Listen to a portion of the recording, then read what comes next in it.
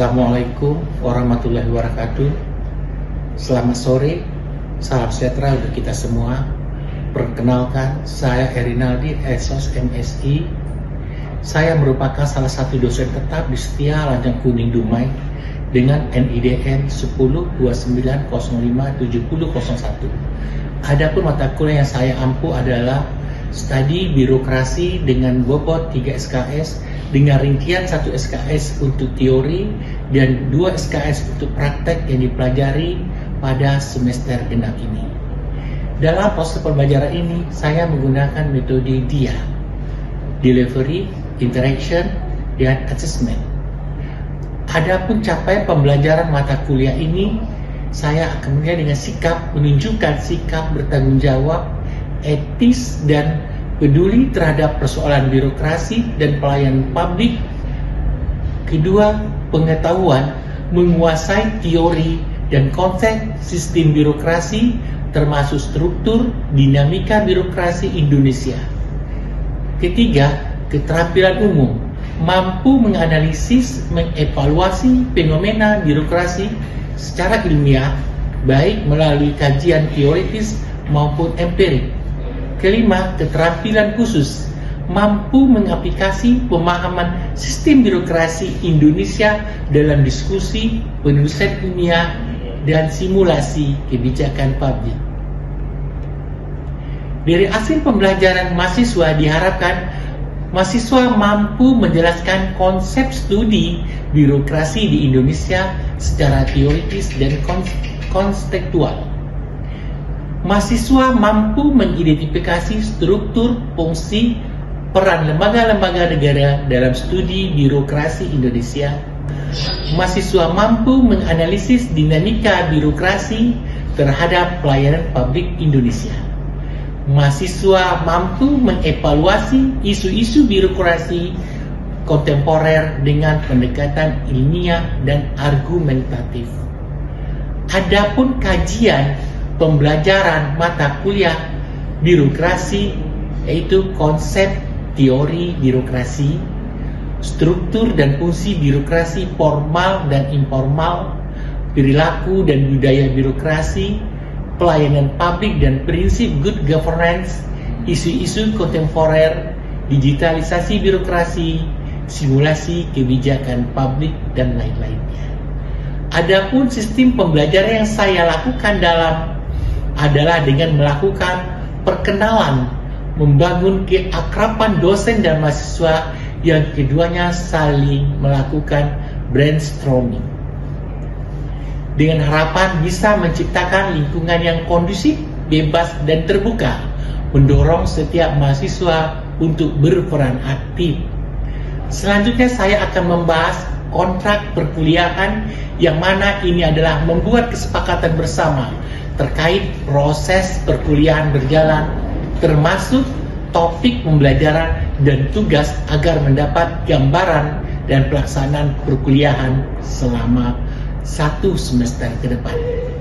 Dalam diskusi saya bisa saja memotivasi mahasiswa untuk belajar lebih fokus dan lebih giat dan lebih serius. Selanjutnya saya akan mencoba mengetahui pemahaman masing-masing mahasiswa terkait proses pembelajaran melalui tugas, kuis, dan presentasi. Itulah gambaran dari pembelajaran mata kuliah birokrasi atau studi birokrasi. Adapun rujukan pembelajaran sebagai bentuk strategi delivery proses penyampaian materi ke mahasiswa dengan menggunakan beberapa strategi yaitu textbook, di antaranya buku karangan Den Haag, Robert Public Administration and Action Orientation Work, Peter B. Guide, The Politics of Bureaucracy. Kemudian media online digunakan untuk mencari topik yang menarik untuk dijadikan bahasan diskusi terkait materi perkuliahan. Biasanya di awal pertemuan dilakukan review pembelajaran yang mana fungsinya untuk mengingat kembali materi-materi pembelajaran yang sebelumnya dan akan dilanjutkan materi-materi yang akan datang. Strategi kedua adalah dengan case method dan collaborate learning dengan memberikan contoh kasus secara berkolaborasi terkait dengan masalah belajar serta pemberian kuis yang dapat diskusi agar mahasiswa lebih semangat dan semakin termotivasi dalam pembelajaran materi ini. Selanjutnya, dalam perkuliahan saya juga menggunakan saluran komunikasi yang saya gunakan. Yang pertama menggunakan grup WhatsApp, hal dilakukan untuk berinteraksi langsung dengan mahasiswa dalam menjelaskan hal-hal yang terkait dalam pembelajaran atau terkait kendala-kendala selama proses perkuliahan. Pelaksanaan asesmen dalam pembelajaran. Dalam proses ini bagaimana cara saya melakukan evaluasi penilaian terhadap mahasiswa. Di awal pertemuan saya menjelaskan bobot penilaian dari mata kuliah ini, yaitu dengan adanya partisipatif mahasiswa itu saya beri nilai 20%. Kedua, proyek yang mereka lakukan itu dengan nilai 30%. Tugas 10%, kuis 10%, sedangkan UTS 15%, UAS 15%. Selanjutnya saya akan menampilkan proses pembelajaran saya di kelas dengan mata kuliah studi birokrasi atau birokrasi publik secara tatap muka. Selamat menyaksikan.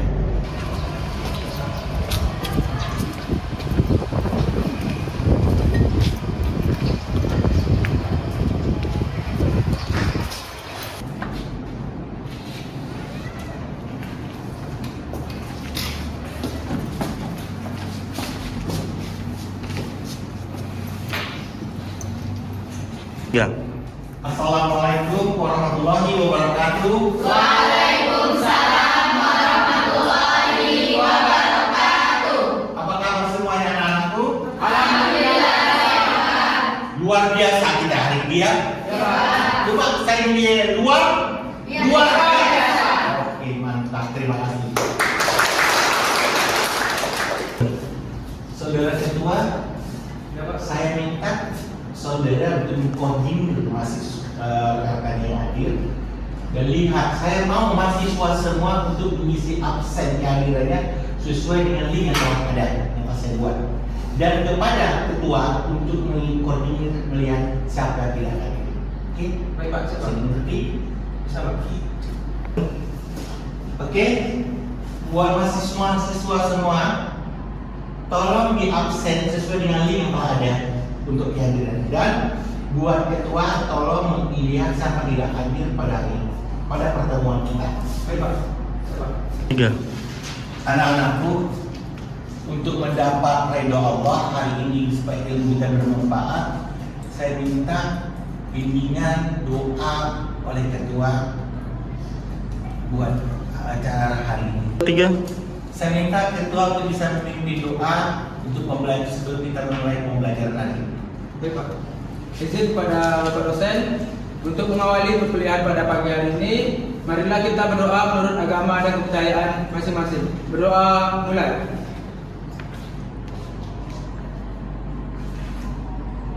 Doa selesai. Tiga. Oke. Untuk mereview pembelajaran kita kemarin, apakah masih tertinggal pemahaman kita? Masih Pak. Masih ya? Oke. Saya tanya, kita belajar ilmu studi Birokrasi. Nah, kalau kita belajar birokrasi, saya mau tanya, apa itu birokrasi ya saudara? Tahu? Paham? Ayo, siapa yang tahu? Pak. Tahu semua?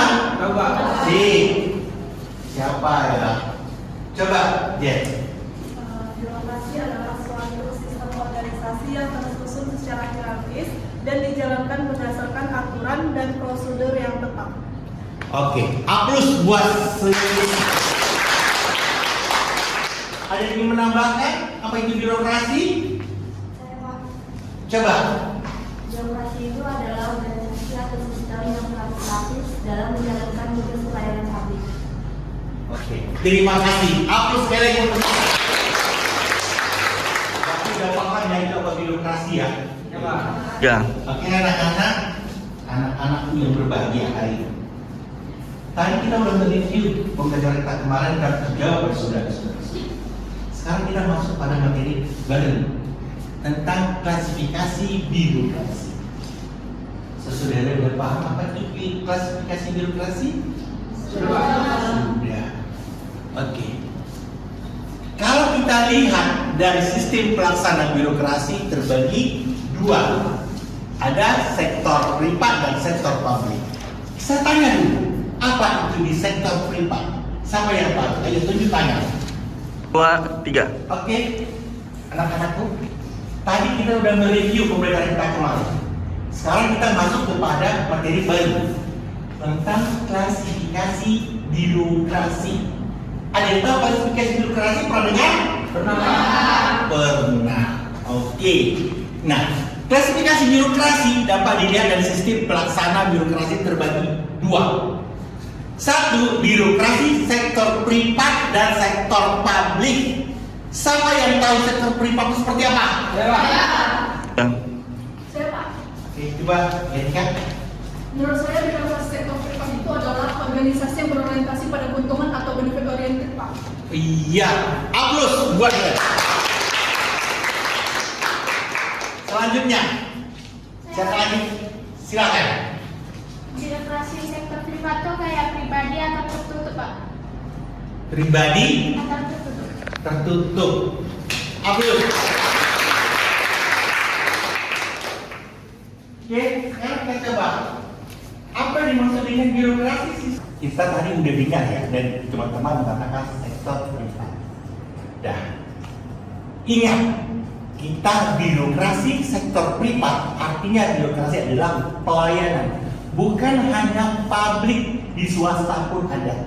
Bagaimana pelayanan di swasta? Jelas mengatakan pelayanan harus diberikan kepada customer, masyarakat atau orang-orang. Tapi di swasta berbicara ada keuntungan benefitnya.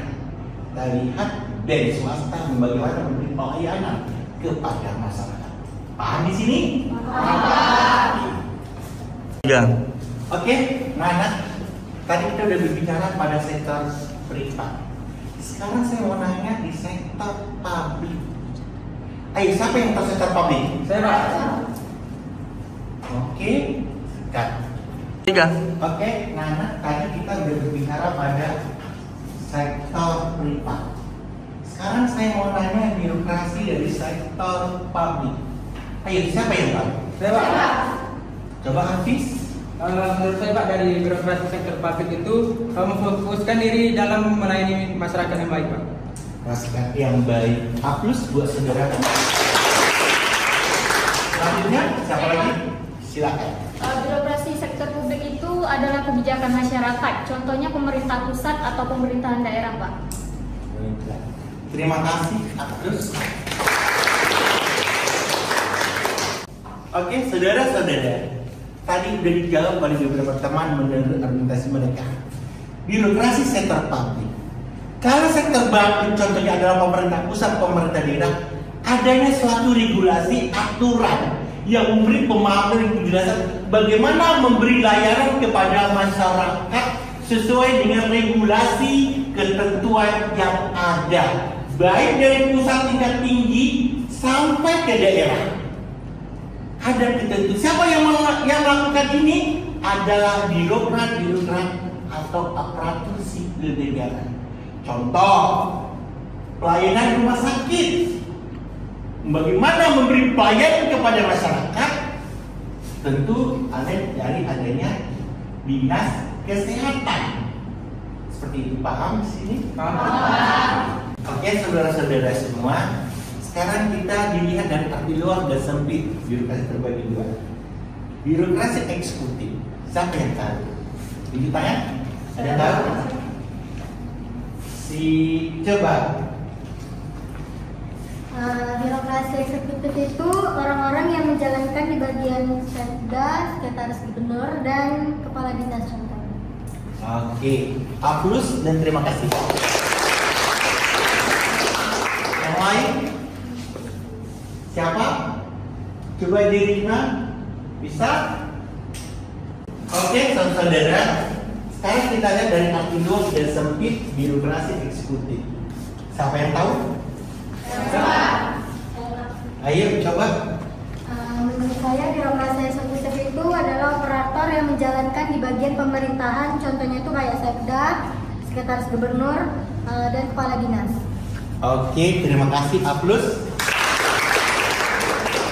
Yang lain siapa? Yuk.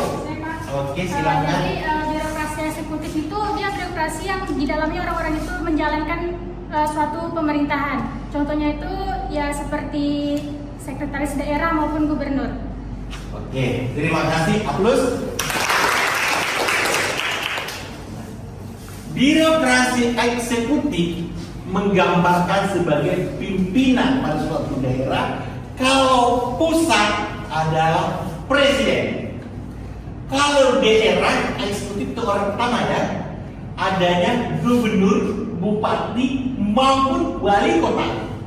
Artinya bagaimana mereka memberi pelayanan melalui aparat-aparat atau ASN-nya, memberi apa layanan kepada masyarakatnya. Paham di situ?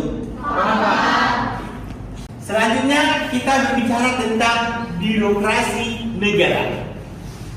Ayo, siapa yang tahu birokrasi negara? Tunjuk tangan. Saudara, kita berbicara tentang birokrasi negara.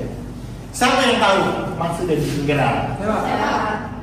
Siapa ya? Coba Anda. Birokrasi di negara itu adanya tolak ukur dan kewenangan yang dimiliki para lembaga negara dalam birokrasi. Oke, terima kasih. A+. Selanjutnya siapa lagi yang tahu? Tunjuk tangan. Siapa? Birokrasi negara adalah secara keseluruhan di bagian pemerintah, baik bekerja di eksekutif, legislatif maupun yudikatif. Oke, terima kasih. A+. Birokrasi negara. Ingat, bicara negara adalah secara luas. Adanya eksekutif, legislatif, yudikatif. Yang mana peran dari yang tiga ini sebagai menjalankan, membuat aturan, dan bawah-bawahannya sebagai pelaksana dari kegiatan atau aturan yang ditentukan. Paham ya? Begitu juga legislatif, DPR, Dewan Pimpinan Daerah maupun pusat memberi suatu regulasi aturan. Bagaimana bawahannya orang-orangnya memberi suatu arahan aturan pelayanan seperti apa yang mereka buat secara terstruktur. Begitu juga yudikatif. Yudikatif kita sering sebut dengan MA, Mahkamah Agung. Mana yang melanggar aturan-aturan ketentuan yang mereka buat, itu mereka beri suatu aturan pelayanan. Kalau ini yang melanggar aturan, ini harus diberi seperti sanksi, sehingga adanya efek jerah yang tidak diperlakukan oleh mereka kembali. Jadi itulah layanan supaya kita terlindung dari suatu permasalahan. Oke, saudara-saudara. Kita masuk dilihat dari tingkat pemerintahan birokrasi terbagi. Satu, pemerintahan pusat. Ayo, siapa tahu? Ayo cepat tunjuk tangan. Aku sebabnya ini. Pemerintah pusat siapa ya? Siapa yang dilihat dari tingkat pemerintahan birokrasi terbagi pemerintah pusat? Ayo, siapa yang jelaskan? Coba. Ayo, coba. Pemerintahan pusat itu presiden atau ketua DPR. Sebagai pemerintah. Oke, A+. Pemerintah provinsi. Coba. Siapa? Yo, kamu. Pemerintah provinsi itu contohnya seperti bupati. Selanjutnya pemerintahan provinsi. Ayo siapa yang tahu? Coba kamu.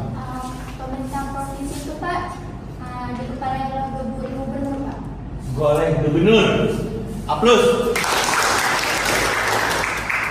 Pemerintahan kabupaten atau kota. Ayo. Yo. Pemerintah kabupaten atau kota itu seperti wali kota atau bupati. Wali kota atau bupati. Nah, sekarang Betul, plus Pak. Sekarang coba jelaskan pemerintahan kabupaten atau kota. Ayo, siapa tahu? Yo. Pemerintahan kabupaten atau kota itu seperti bupati dan wali kota. Oke, A+. Sekarang terakhir pemerintahan desa. Siapa yang tahu? Nah, saya tanya dulu. Dumai termasuk pemerintahan desa atau apa? Kota. Nah, kalau kota jadinya apa? Desa atau? Kelurahan. Iya, bagus. Nah, sekarang saya tanya. Pemerintahan desa. Siapa? Kepala desa atau Kelurahan. dikepalai oleh lurah. A+ buat semuanya. Oke, saudara-saudara semua, dari materi yang kita paparkan bersama tadi, siapa yang belum memahami? Oke, dari materi yang kita paparkan tadi, ada yang ingin ditanyakan? Silakan angkat tangan, jangan ragu-ragu, tanyakan sepuas-puasnya. Oke. Saya ingin bertanya, apa tujuan dari diadakan klasifikasi birokrasi, Pak? Apa tujuan dari adanya klasifikasi birokrasi? Oke, hapus dulu buat teman. Oke, apa tujuan klasifikasi birokrasi? Tadi kita bicara klasifikasi dari berbagai ini ada suatu ranah pembatas antara pusat sampai ke desa, adanya batas-batasan supaya jangan timpang tindih. Nah, contoh saya bilang tadi, eksekutif presiden dia punya wewenang cara melayani seperti apa. Begitu juga legislatif sebagai DPR, bagaimana pelayanan yang diberikan oleh lembaga tersebut kepada masyarakat. Beda. Ketiga, bicara tentang yudikatif. Bagaimana yudikatif memberi pelayanan kepada masyarakat, tentu berbeda bagaimana pelayanan yang diberikan oleh masing-masing lembaga tadi. Sampai kita pemerintah pusat sampai ke desa. Pemerintah pusat atau presiden atau yang dikatakan di Jakarta memberi instruksi kepada bawahan, masing-masing mempunyai batas-batas ketentuan yang berbeda. Itulah tujuan supaya jangan timpang tindih aturan, peraturan, kebijakan yang diberikan oleh pemerintah kepada setiap masyarakat. Paham? Oke, saudara-saudara semua, sekali lagi saya ulang. Dari materi tadi, apa yang kita harapkan bagi saudara sebagai seorang mahasiswi yang punya intelektual, punya cakrawala pendidikan yang dipaham. Sejauh mana bagaimana birokrasi di Indonesia ini berjalan, saudara harus kritis melihat seperti apa pelayanan yang Oke, saudara-saudara, tadi kita sedang membahas dari klasifikasi birokrasi.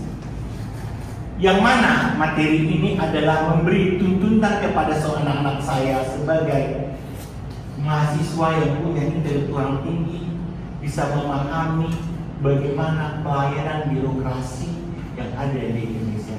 Saya berharap saudara-saudara harus kritis melihat pelayanan yang ada di Indonesia. Oke, saudara-saudara, dari materi yang telah kita sampaikan hari ini, saya berharap saudara bisa menganalisis bagaimana klasifikasi. Oke, untuk memperdalam materi ini, saya beri saudara tugas menganalisis tentang klasifikasi birokrasi ini. Saudara bisa membuat dari link ke link LSM. Oke, saudara-saudara, untuk memperdalam materi yang kita hari ini, saya harap saudara bisa membuat satu tugas menganalisis tentang klasifikasi birokrasi yang bisa saudara kirim melalui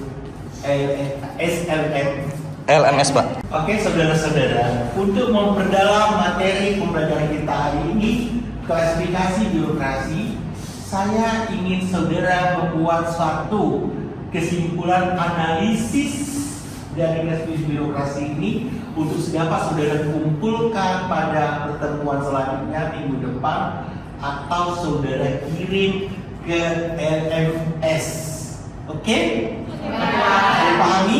Terima kasih. Oke saudara-saudara, kesimpulan saya kita pada hari ini, saya sangat mengharapkan saudara untuk tetap belajar membaca tentang materi ini.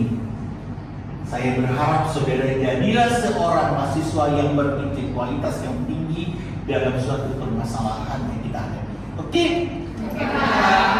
Bis. Oke, atas perhatiannya saya mengucapkan terima kasih kepada saudara. Saya sangat berharap saudara untuk tetap semangat dalam belajar, baca dan pahami tentang materi yang kita pelajari pada hari ini. Oke? Sekali lagi saya ucapkan terima kasih. Assalamualaikum warahmatullahi wabarakatuh. Waalaikumsalam warahmatullahi wabarakatuh. Demikianlah video pembelajaran ini saya persembahkan dalam ujuk karya PBB UKT.